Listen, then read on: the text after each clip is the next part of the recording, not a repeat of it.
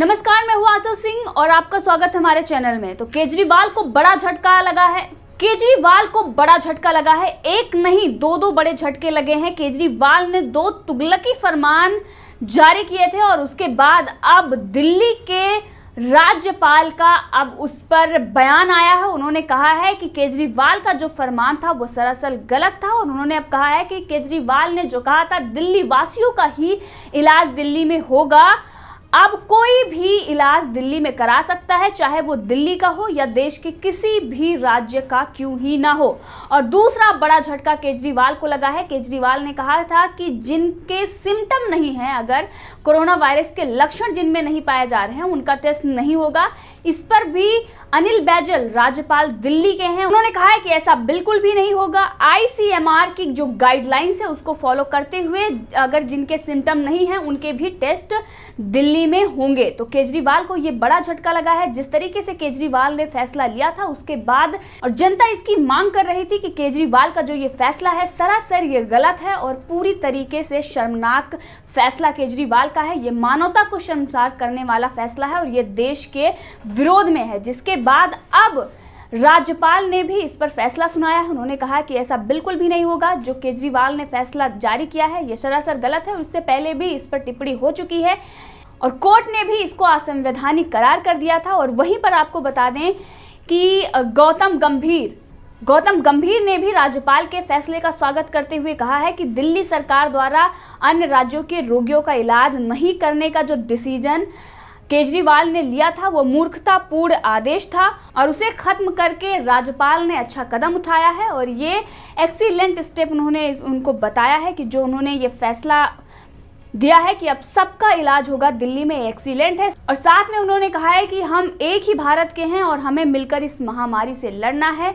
तो जिस तरीके से केजरीवाल ने क्षेत्रवाद की पॉलिटिक्स करते हुए और देश को बांटने की जो इनकी घटिया चाल है, इससे पहले भी इन्होंने सिक्किम को देश से अलग बताया था, अब ये दिल्ली को देश से अलग करना चाह रहे हैं। तो जिस तरीके से इनकी मानसिकता है, अपने पिछले कुछ दिनों में देखा होगा कि केजरीवाल ने दिल्ली में क्या कुछ किए हैं और उसी मानसिकता की वजह से ये हमेशा एक तरीके से दिल्ली को देश से अलग मानते हैं और उसी वजह से ये ऐसी हरकतें करते रहते हैं। अपनी नाकामियों को छुपाने के लिए ये कुछ ना कुछ ड्रामा करते ही रहते हैं। लेकिन अब ये पूरे देश के लिए खुशखबरी है जिस तरीके से राज्यपाल ने ये फैसला लिया है और वहीं पर इनके फैसले का भी स्वागत जनता कर रही है। और दूसरी तरफ आपको बता दें, वो कांग्रेस जो हमेशा केजरीवाल के कोई भी डिसीजन होता है या अगर केजरीवाल कोई कदम उठाते हैं तो उस पर मौन रहती है और केजरीवाल को मौन समर्थन करती है। लेकिन जनता की जो मांगे थी उसको देखते हुए कांग्रेस के वरिष्ठ नेता, अगर बात करें पी चिदम्बरम, उन्होंने भी इस पर सवाल खड़े किए थे और कहा था कि श्री केजरीवाल कहते हैं कि दिल्ली के अस्पताल केवल दिल्ली वासियों के लिए हैं। क्या वो हमें बताएंगे कि दिल्ली वासी कौन है? अगर मैं दिल्ली में रहता हूँ या काम करता हूँ तो क्या मैं एक दिल्ली वासी हूँ? उन्होंने क्वेश्चन मार्क लगाकर ये सवाल केजरीवाल से पूछा था और साथ में ही उन्होंने सवाल भी उठाए थे कि मुझे लगा कि अगर किसी व्यक्ति ने जन आरोग्य योजना आयुष्मान भारत में नामांकित किया है तो वो भारत में कहीं भी किसी भी अस्पताल, सार्वजनिक या निजी अस्पताल में इलाज करा सकता है। क्या केजरीवाल ने घोषणा करने से पहले कानूनी राय ली है?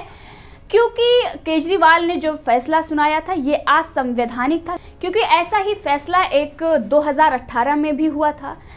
जीटीबी में दिल्ली वालों का जो कोटा था वो हाई कोर्ट ने उस पर रोक लगा दी थी और उसके बाद सरकार का ये कहना था कि हम सुप्रीम कोर्ट जाएंगे, लेकिन हाई कोर्ट ने उस पर बताया था कि आखिर ये क्यों असंवैधानिक है और अगर किसी का भी दिल्ली का वो नहीं है और अगर दिल्ली में उसे इलाज करने से रोका जाता है तो ये सरासर गलत होगा।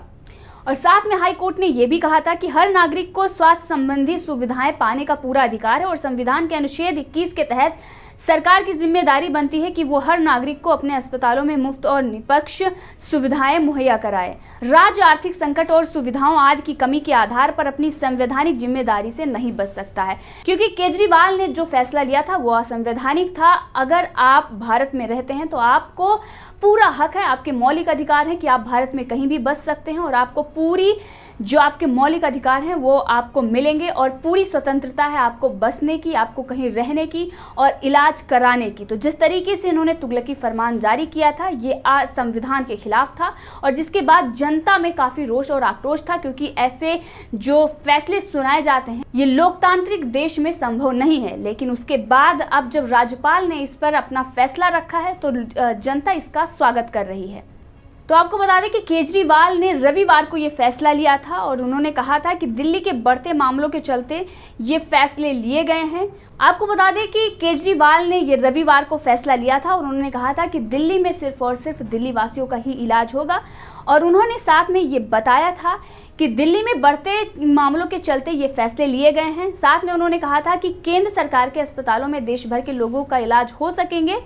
अरविंद केजरीवाल के अनुसार दिल्ली में जून के आखिरी तक 15,000 बेड की ज़रूरत होगी, जबकि हमारे पास 10,000 बेड हैं। ऐसे में अस्पतालों को सबके लिए खोला जाना संभव नहीं है। केजरीवाल ने कहा था कि मार्च के महीने तक दिल्ली के सारे अस्पताल पूरे देश के लोगों के लिए खुले रहें। किसी भी समय हमारे दिल्ली के अस्पतालों में 60 से 70% लोग दिल्ली से बाहर के थे, लेकिन कोरोना के मामले तेजी से बढ़ रहे हैं। ऐसे में आपकी सरकार बेड का इंतजाम कर रही है।